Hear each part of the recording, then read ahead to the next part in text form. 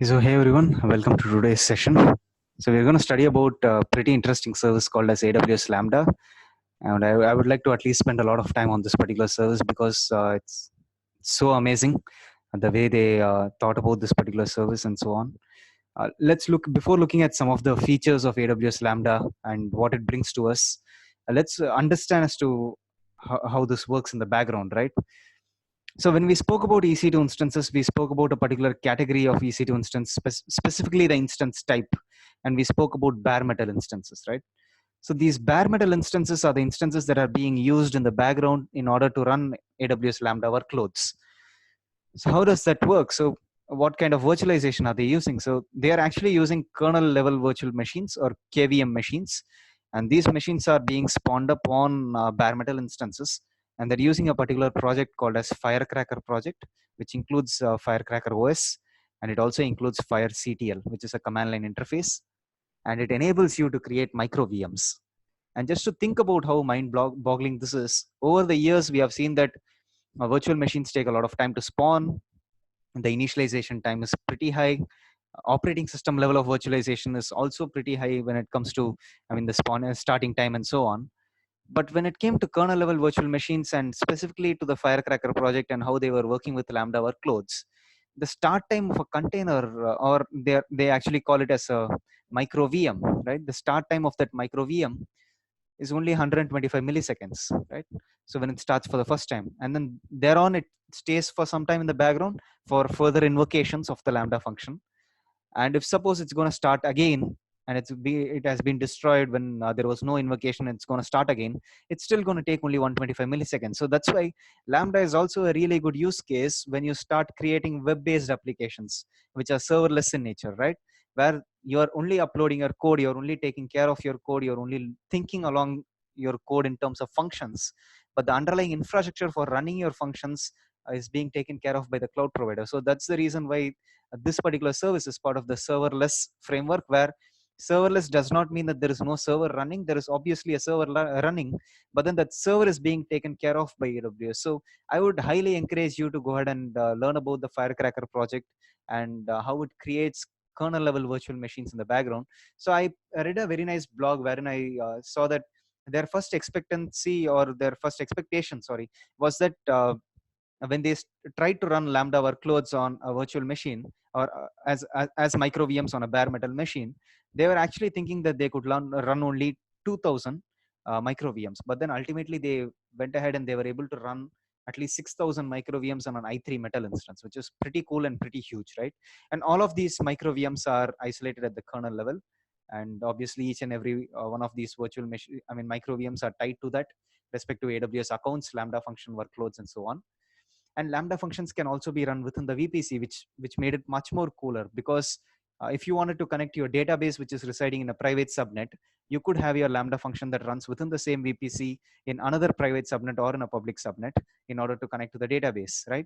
And this paved a lot of way for creating web-based applications where each and every response was pretty quick, and then you had Lambda functions running in the background where the initialization time was only 125 milliseconds, which is also called as a cold start for the first time, right?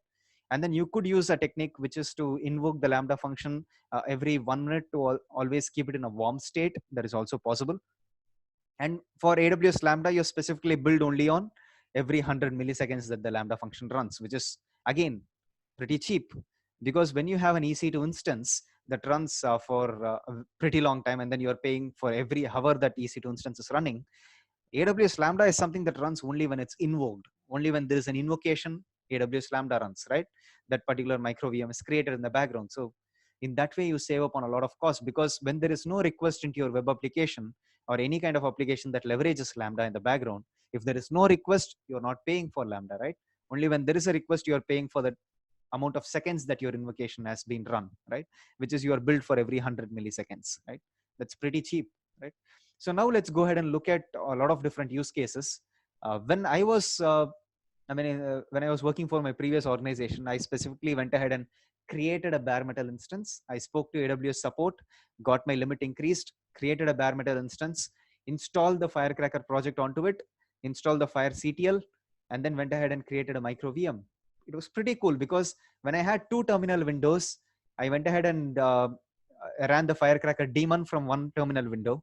And then from the other terminal window, I just hit a curl request to a REST API in order to create a micro VM. And then the second that I switched to my previous window, I already had the login screen for my micro VM, which was pretty cool because it was just a blink of an eye that your micro VM is created, which is 125 milliseconds, right? So now let's look at a lot of different Lambda use cases and what are the features that it brings us, and also some of its disadvantages. So AWS Lambda lets you run code without provisioning or managing any servers. You only pay for the compute time that you consume, and there is no charge when your code is not running. So in that way, this is an ideal use case wherein if your application is at a standstill and no one is accessing your application, you don't have to pay for your application. So you have to now decide between running your web application over an EC2 instance, or probably re-architecting that application to run it with Lambda workloads and then using the serverless framework, right? So with Lambda, you can run code for virtually any type of application with any backend service. It can be run in any different language. It can be used with Node.js, Java, .NET, Python, Go, and so on. You can even bring your own custom runtime to Lambda. All you have to do is just upload your code, and then Lambda takes care of everything required to run and scale your code with high availability. And even if you want to mention your VPCs and your subnets and your security group, you can still run your Lambda within your VPC. Or if you don't want to mention your VPCs, your Lambda will still run with internet access, right? And you can set up your code to automatically trigger from any other AWS service. So that's why Lambda is also a pretty nice use case for any kind of automation, because it can be used as a triggering mechanism. So it can be used in an event driven architecture. So if suppose there is an event, how do you respond to it? You trigger a Lambda function. So like when we studied about S3 events before, right? We studied that we could trigger a notification to or an event to an SNS topic, which we did in the lab. You could also do it to an SQS queue and also to a Lambda function. So there was a pretty nice use case which was given to me when I interviewed for an organization. So they were like, if suppose there are two S3 buckets, and in one S3 bucket, I'm uploading all of my code and all of my files. And then automatically when I start uploading all of these files, in my second S3 bucket, what should happen is, depending on the document type of that file, I should segregate it into specific folders in my second S3 bucket. So how do you do that? So that's where again Lambda comes in place for you to do any kind of automation. So what you can possibly do is write a Lambda function that responds to an event in an S3 bucket, which is probably the put object event. And then based on the suffix of that object type, which is if it's a .docx format, or if it's a .xslx format, which is for Excel sheets, if it's a .pptx format for PowerPoint presentations, automatically copy it to a different bucket, to a specific folder within that bucket through the Lambda function, right? So that kind of automation can be done using Lambda functions. So some of its benefits is obviously no servers to manage. So you don't have to, provision any kind of servers or have a management team to just sit and provision your Lambda function workloads and so on. It's totally not necessary. And then you have continuous scaling, because you can go up to 1 million requests, but right now the concurrency is 1000 if you are within the free tier, right? And you can talk to AWS to increase your concurrency, which is greater than 1000. So depending on how many concurrent or parallel running Lambda functions you would like to have. So that's a really nice use case, because if suppose you are working with web-based applications, and then for each and every user request, you do get a Lambda function that is running in the background. So every second, right, you do get customers who are hitting your website, clicking your website. So in that way, you get individual Lambda functions that are running in the background in parallel in order to satisfy that customer's request, right? And then you have sub-second metering, wherein you are charged for every 100 milliseconds of your code execution and the number of time that your code is being triggered, right? So this is how Lambda works. So you upload your code to Lambda, or you directly write your code within the Lambda's inline code editor, which is pretty cool. Or you can probably go ahead and upload your Lambda code from an S3 bucket.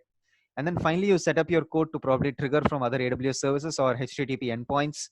And then Lambda directly runs your code using the compute resources that it requires. So you do have to specify the memory for your Lambda function. And the proportion of virtual CPU that is allocated is based on the memory that you allocate to the Lambda function, right? So this virtual CPUs that you get is depending on the memory. So if you want one virtual CPU or 1.5 virtual CPU, you have to go for a much higher memory size for your Lambda function. The maximum that you can go for is 3 gigabytes. So 3 GB of RAM is the maximum that you can have for Lambda function. And Lambda function also has a timeout. It has a 15-minute timeout. So these are, I would say, two things to consider when you're thinking about your application or architecting your application. So if suppose any of your workload is running more than 15 minutes, I would say Lambda is not the ideal use case. And if you want more than 3 gigs, right, of RAM, then I would say Lambda is not your use case. And you, again, so you pay only for the compute time that you use over here, right? So some of the use cases are you can use AWS Lambda to execute code in response to some triggers, like uploading of an object to S3 bucket, or probably using a CloudWatch event, you can trigger a Lambda function to do any kind of automation that you want to. And even when we studied about AWS config, we studied that we could do some remediation using Lambda. So if suppose someone opens up port 22 to the outside world in their security group, you can trigger a Lambda function in order to go ahead and remove it from the rule. You can study about one particular configuration, which we'll study probably in the next lecture regarding DynamoDB, where if suppose there is a data change within your DynamoDB table, we can trigger a Lambda function. So that's a pretty nice use case. I do have an architecture diagram for that, which we'll see at a later slide. And then you can also use Amazon S3, which specifically has a property called as events to trigger a Lambda function to process data immediately after an upload. So if suppose you can use Lambda to thumbnail certain images. So if suppose you upload a video object to S3, you can go ahead and transcode that video by submitting a job from AWS Lambda to Elastic Transcoder. So any kind of automation is pretty much possible when you use Lambda in place for triggering or event-driven architectures, right? So photograph is taken, it's uploaded to an S3 bucket, Lambda is triggered, it goes ahead and does the resizing image code over there, and then it again uploads it back to another S3 bucket or within the same S3 bucket into a different folder, and then the photo is resized into different sizes just for different viewing capabilities, like when a person is viewing it from a mobile or when he's viewing it from a tablet size device and so on. So this is one good use case for Lambda. Let's look at other use cases. So in this particular use case, you can use it for a streaming architecture, wherein you can go ahead and use Amazon Kinesis, which is a streaming service, in order to process real-time streaming data. And then you can have a Lambda function that is triggered over there, which generates the hashtag based on the data that is being sent into Kinesis. And then that hashtag data can be sent into DynamoDB, from where you can create your visualizations and probably query for certain hashtag trending data as to how many people have viewed that particular hashtag, or let's say that post is trending and so on. So how do you find out all of this? Probably you can use Lambda over there. So you can use your Twitter feeds being streamed into Amazon Kinesis, or your Facebook, social media analysis, or your Facebook, data can be streamed to Amazon Kinesis. You can also have some kind of metrics generation and log filtering. So all of these things are possible with AWS Lambda, wherein you run your automation code over there, or your transformation code over there, right? So this particular use case is where you do an ETL transformation. So let's say, for example, an order is placed online and your order data is stored into Amazon DynamoDB, which is your operational database. And then from DynamoDB, we saw that we could also go ahead and trigger a Lambda function. So what this does is, from a row-based format or from a JSON-based format which is stored within DynamoDB, you transform it into a columnar-based format to store it into Amazon Redshift for data warehousing capability, or writing OLAP queries, so online analytics processing queries, based on which you can go ahead and create your dashboards, right? So using QuickSight, which has a source for Redshift, right? So all of these are possible using Lambda, where you do that kind of transformation. So you transform your data from one database schema to another database schema. In the meantime, you can also use AWS Lambda to remove certain unwanted columns or remove some unwanted data. That's also called as data cleansing, right? So you can do all of this with Lambda. So one final use case with Lambda, which everyone does these days using the serverless framework, is that you do have your front-end code for your application that is hosted from an S3 bucket with static website hosting.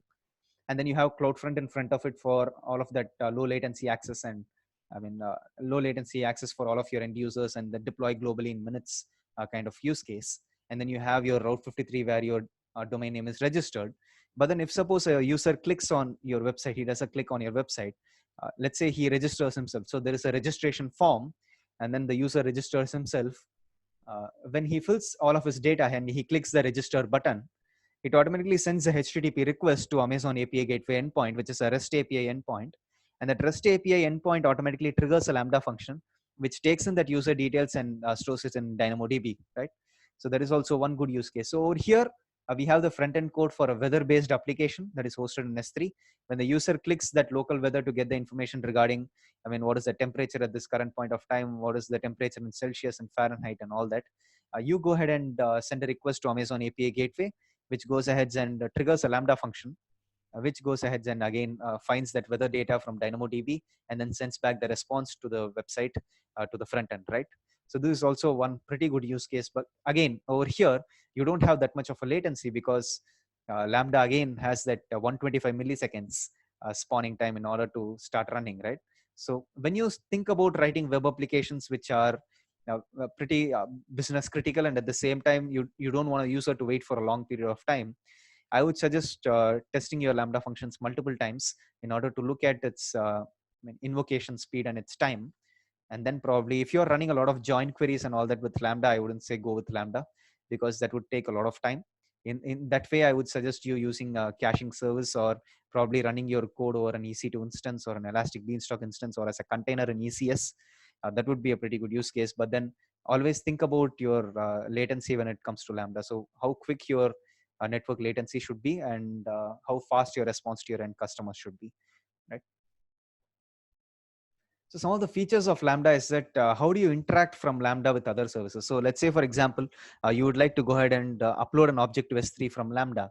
If you'd like to go ahead and connect your RDS relational database from Lambda, how do you do all of this? So you go ahead and choose an IAM role. You go ahead and create an IAM role for Lambda, and it will be of the trust relationship will be of the type lambda.amazonaws.com, and then you can give its permission. So an IAM policy can be attached to the IAM role, and this IAM policy can give the Lambda function access to other AWS services, right? And you can attach that role to the Lambda function. So other than that, you have to also go ahead and choose your memory and your timeout period for a Lambda function. And we will look at all of this when we work with the console, right? So remember that you can attach IAM roles to Lambda function for it to talk to other AWS services. So you can use AWS Lambda to create a new backend services for your applications and then again trigger them with API Gateway, which we saw that in the previous slide, right? And you can see that Lambda natively supports Java, Go, PowerShell, Node.js, C#, Python, and Ruby. And it also provides a runtime, a custom runtime, which you can also go ahead and provide your own custom runtime language over there, which you can author your functions, right? Any other additional programming languages that you want to use. Again, so with Lambda, you don't never have to worry about updating the underlying OS when your patch is released. So you don't have to worry about that.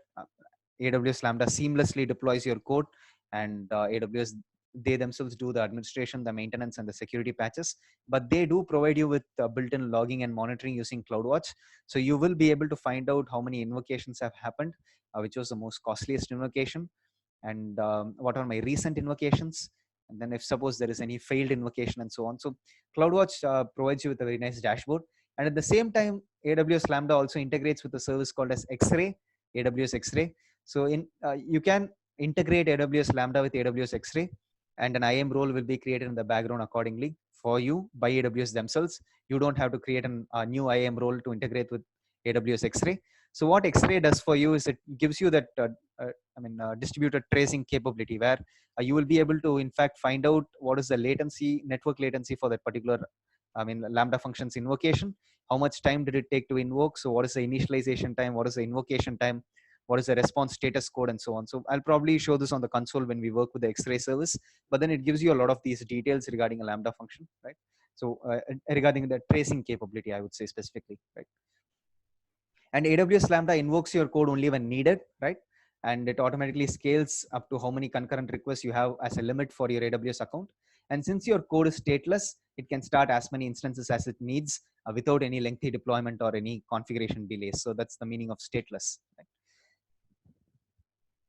So when we spoke about Amazon CloudFront, we also spoke about one of these capabilities called as Lambda at Edge, wherein we'll be able to run Lambda functions at 4 different intervals at the user request, user response, and the origin request and the origin response, right? So that's the configuration that is mentioned in the first point over here. So it lets you run your code across the globally distributed edge locations, which are part of Amazon CloudFront, in order to again deliver richer and more personalized content. So we saw a specific use case when we were working with Amazon CloudFront with a Lambda at Edge capability, where we were looking at resizing an image based on whether that person has accessed the application from a tablet or from a mobile or from a web-based, or again from a laptop or something like that, right? So I would highly recommend you to just look at that CloudFront lecture once more to get more detail into what Lambda at Edge is, right? And finally, Lambda function allows you to run your code within the VPC. The only difference between running your code within the internet and in the VPC is that there is a slight bit of delay because your Elastic Network interface should be attached to your Lambda code that runs. So therefore, there's at least a little bit of millisecond delay when you run your Lambda code within the VPC and outside of the VPC, right? But if you want to go ahead and connect your database that is running within your private subnets within your VPC, then you have to go ahead and use the Lambda function to run within the same VPC, probably in a different subnet. So you could probably segregate your architecture into different tiers. So you can have a data tier just for your databases, a services private tier for your Lambda functions, and then probably you can have a DMC layer or your public subnets layer, right? So you would probably run your Lambda functions from the services layer, and then you would talk to your database, which is residing in the data subnets, right? So all of them are residing within the same VPC. And again, you can block your resources within the VPC. You can more safeguard them and secure them using network access controllers and security groups, which we studied in the VPC lecture. Right? And the final concept to AWS Lambda is we have to understand about versions and alias. It is pretty important because when you want to do rolling updates and so on, and you want to update the Lambda functions code, you can use this strategy called as versions. So you can use versions to manage the deployment of your Lambda functions. So for example, you can publish a new version of your Lambda function for beta testing without affecting your users who are in the production work, who are using the production version of the Lambda function, right? So let's say version 1 of my Lambda function is serving my production users, and then we have version 2, which is being worked on right now.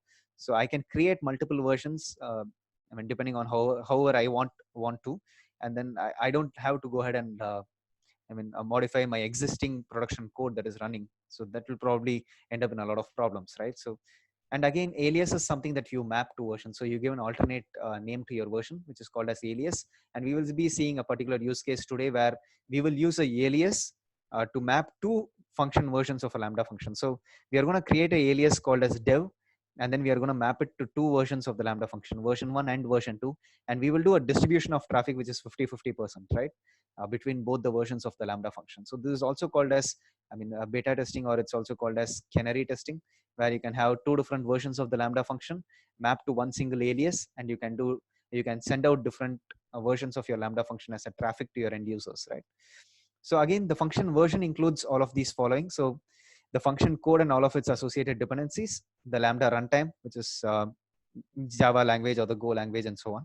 And all of the function settings, including the environment variables for that particular version of your Lambda function. And then you have a unique Amazon resource name or an ARN that is used to identify that Lambda function, right? So one thing that I would like to mention right now is your latest code of your Lambda function can only be modified if you go ahead and create a version of your Lambda function. So let's say you create version 1, version 2, and then you have your latest version. Once you create a version, you can't modify the code of that version. So you can't modify version 1, you can't modify version 2. You can only modify the latest version of your Lambda function, right? That's something to keep in memory when you're working with the console. And you can also create one or more alias for your Lambda function. It's like a pointer to that specific Lambda function version. And then you can access the function's version using the alias's ARN. So each alias also has a unique ARN, and it can point to a function version, not to another alias, right? And again, we are going to do a specific lab today, which is going to utilize one alias that is being mapped to two different versions of your Lambda function. So we are going to map one alias to version 1 and version 2 of your Lambda function. So, and we are going to distribute the traffic 50-50%. So that is also possible. So let's get started. Let's go to the console. Let's look at Lambda. Let's create a basic Lambda function using a programming language. And then let's go ahead and do that traffic shifting like I mentioned, right? So right now we have logged into the AWS console, and we are right now in our Lambda functions page. So Lambda function is also a regional based service. So you do have to choose a region when you want to get started working with Lambda. So let's go ahead and create a new Lambda function. Let's see all the settings that it brings us. So we can author our Lambda function from scratch. We could use a blueprint for our Lambda function, and then we can go ahead and look at different Lambda functions applications that have been uploaded to the serverless app repository. So if you can see some examples: a Hello World application, a microservice HTTP endpoint with DynamoDB data writing, and with API gateway. So all of these are some applications that the community has uploaded to AWS Lambda, specifically to the serverless app repository, which we can reuse. We can also use a blueprint for the Lambda function. So if suppose you want to get objects from S3 using Python code, you could use this. if you want to go ahead and have a microservice HTTP endpoint with DynamoDB and REST APIs with API gateway, you can use this particular blueprint. But we are going to author from scratch. We are going to give the Lambda function a name.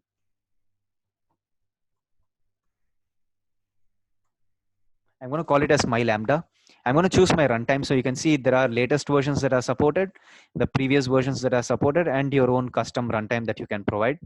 But I am going to go with the latest version, which is Node.js 12, right? And under permissions, this is where you go ahead and choose an IAM role with the Lambda function. So you get three options over here. You can choose to create a role from a policy template. You can choose to use an existing role, or you can create a new role using basic Lambda permissions. And this will just give you logging output to CloudWatch logs, right? So that's the way you troubleshoot your Lambda function. You look at your CloudWatch logs and you find out if there are any problems. So that's one way to troubleshoot, right? But let's talk more about this create role from an AWS policy template. So you can see over here, we can choose different policy templates. So probably if you choose the microservice permissions, you will get access to API Gateway and DynamoDB. If you go ahead and choose basic Lambda Edge permissions, you will get CloudFront related permissions. If you choose config related permissions, you will get both config and S3 related permissions. So these are some policy templates that they already have, right? But we are going to go with basic Lambda permissions, and we are going to go to IAM and modify that Lambda's role in order to add more policies to it, right? So let's go ahead and click on create function. It'll take a second for the function to be created. Let's give it a second.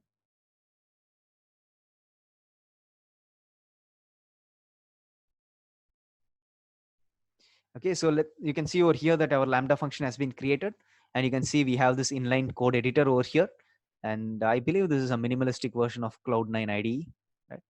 And you can go ahead and choose your runtime from here, but just know that if you change your runtime, your code is not going to automatically change accordingly, right? And you can see you have the option to upload a zip file. You can go ahead and upload a file from Amazon S3. And in the designer, you can see over here, you do have your Lambda function, and you have your destination and your trigger, right? We are going to use a trigger concept over here for the alias, not for this Lambda function. So other than this, when you scroll more down, you can see that you have environment variables. So let's say, for example, you're going to connect from your Lambda function to a database.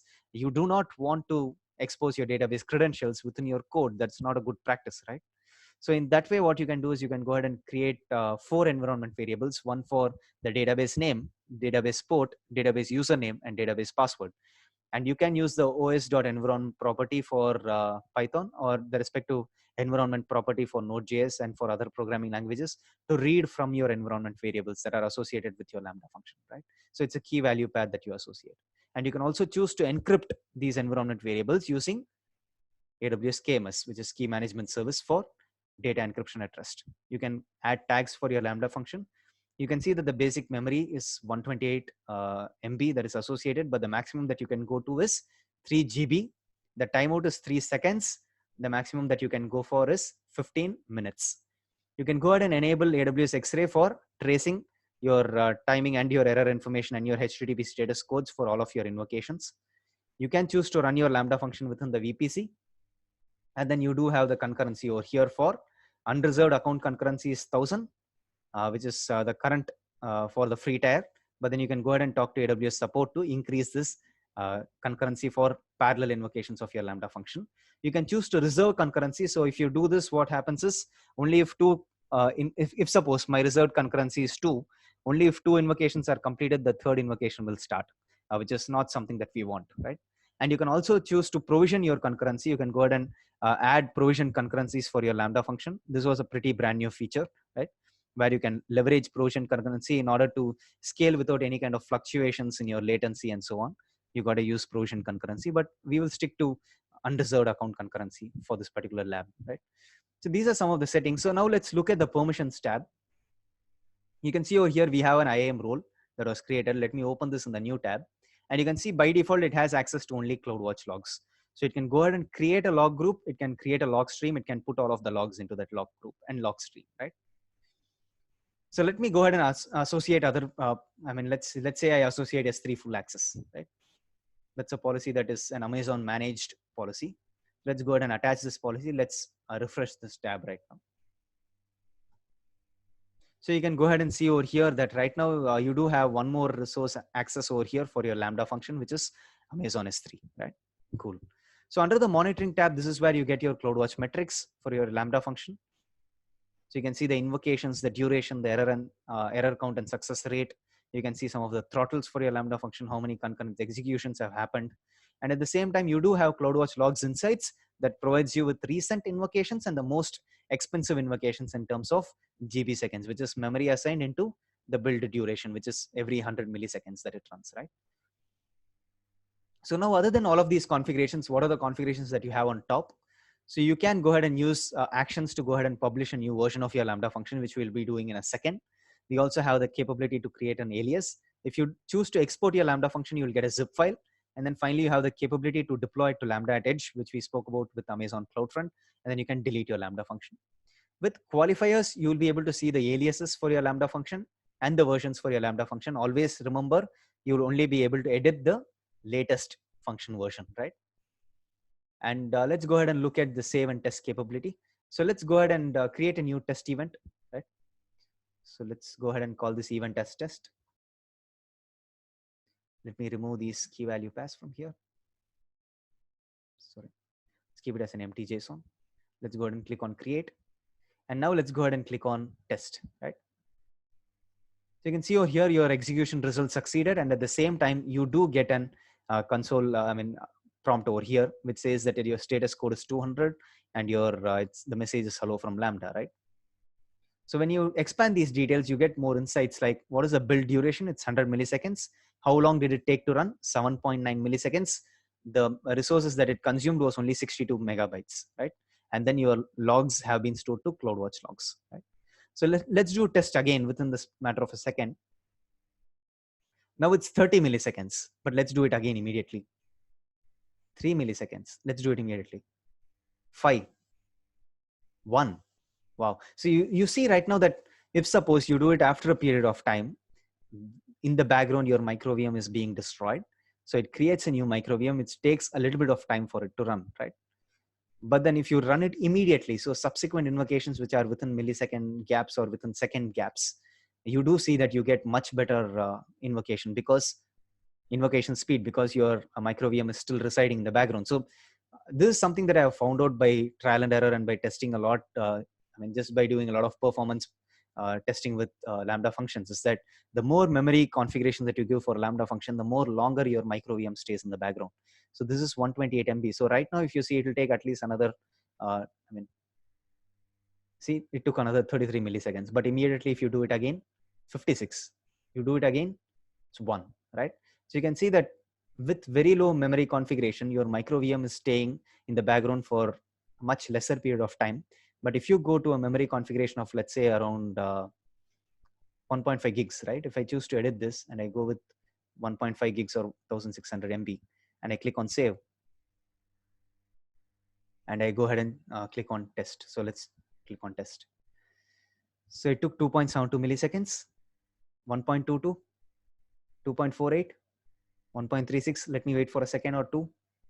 Let's count to 10. 1, 2, 3, 4, 5, 6, 7, 8, 9, 10. Let's test again. Yeah, so you do see that when you give more resources to your Lambda function, the more longer your micro VM tends to stay in the background. So that's something that I've found out from a lot of sheer practice, right? Okay, so now let's go ahead and do the lab. So let's go ahead and create a new version of my Lambda function. So the first one says hello from Lambda. Let's create a new version. So I'm going to publish a new version. So I'm going to call this as V1 and I'm going to click on publish. So let me go back to the latest version of the Lambda function. Let me modify this code to say hello from Akshay or probably ZI. Zeros initiative. Let's click on save. And let me go ahead and publish a new version right now. Let me call it as V2. And now we have two versions of our Lambda function, one that says hello from Lambda, one that says hello from ZI. Okay, I think it's saying hello from Z only. Yeah, but then now let's go ahead and create an alias which maps both of these versions. Let's create an alias. So you can see over here, we can call this alias a name. So I'm just going to call it as test. But this time I'm going to do a weighted alias where I'm going to shift it between two versions of the Lambda function, depending on the weight. So I'm going to give 50-50% for both. Let's go ahead and click on save. Right. So now we are at the alias level. So you can see over here, we are on the alias level because it has its own ARN. And now let's go ahead and create a trigger for this Lambda function. Anyways, we are going to learn about API gateway later, just to show you how do you trigger this Lambda function from an API gateway, right? So let's click on trigger. Let's choose API gateway. I'm going to choose to create a new API. I'm going to call it as the REST API. Security, I'm going to leave it to open for right now. And I'm going to click on add. You can see over here, it has created an integration as a trigger for API gateway, and which is going to trigger this Lambda function. And then you do have the API gateway's endpoint over here. So let me just copy this API gateway endpoint and let me try it from the browser this time. So till now we are doing local testing, but let's try it from the browser. Let's go to an incognito window probably. Just hit it over here, hit enter. So you can see it says hello from Lambda, but does it shift between the two versions of the Lambda function? Beautiful. Shifts between hello from Z, and then it shifts between hello from Zn, hello from Lambda, right? So this is pretty cool, right?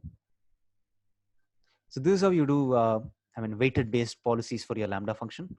This is the same thing that you can, in fact, replicate from the API Gateway's point of view, which we'll be studying when we study about API Gateway and all of its features that are part of this particular exam, right?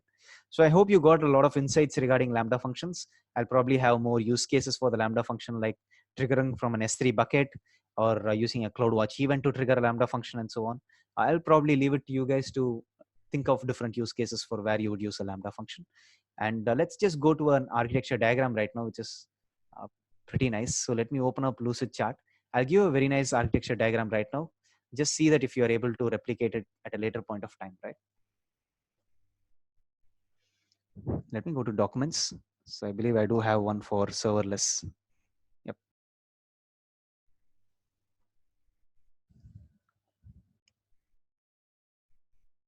Okay. So you can see over here, if suppose you do have a registration page, right? If you do have a registration page for your website and a person inputs his email address, his password, and his confirm password, you can send all of these details to an API gateway endpoint where there is a path mapping of /adduser, which is a post request over the HTTP protocol, which in turn triggers a Lambda function, which we did right now. And this Lambda function is called as the adduser. It has an adduser function, which is again a post function that sends all of your data that you have inputted over here into the DynamoDB, right? You could also have some kind of authentication and authorization over here using Amazon Cognito or using a separate Lambda function, which is called as a custom authorizer, and which authenticates each and every request that is being sent to this API gateway, right? So this could be Amazon Cognito, or it could be a Lambda function itself. So those are the two supported types for a custom authorizer on the API gateway, which we'll be studying more in detail when we work with API gateway, right?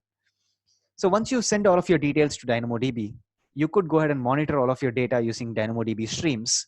And if suppose you can record something along the lines of any new item that is being inserted, any old item changes, or both, right?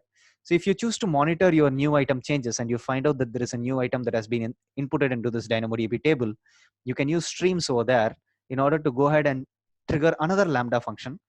That this particular Lambda function is responsible for getting only the email address that has been sent into this DynamoDB table. And that taking that email address, it uses something along the lines of simple email service and sends out a templated email stating that welcome to our website with that email address of that particular person. So this is how his email will look like. Probably you'll have your own customized template in Amazon SES, right? Where you can send out an email notification. So this is an event driven architecture. So each and every time a person registers on the web page, this is totally using serverless technologies over here. So whenever a person registers on your website, automatically an API gateway endpoint is being invoked, which triggers a Lambda function, which posts data to a DynamoDB table, where again you're monitoring the DynamoDB table changes using DynamoDB streams, from where you trigger another Lambda function. And from here, you go ahead and send out an email using Amazon SES. So all of this happens automatically whenever a new person registers. Think about how pretty cool that is, right? So these are all the things that I wanted to mention regarding Lambda and about some of the use cases that you would probably use it in an industry, right? So thanks a lot for listening patiently to this lecture. I hope it was not a lot to take in. I'll see you in the next lecture. Thank you and have a nice day. Bye-bye.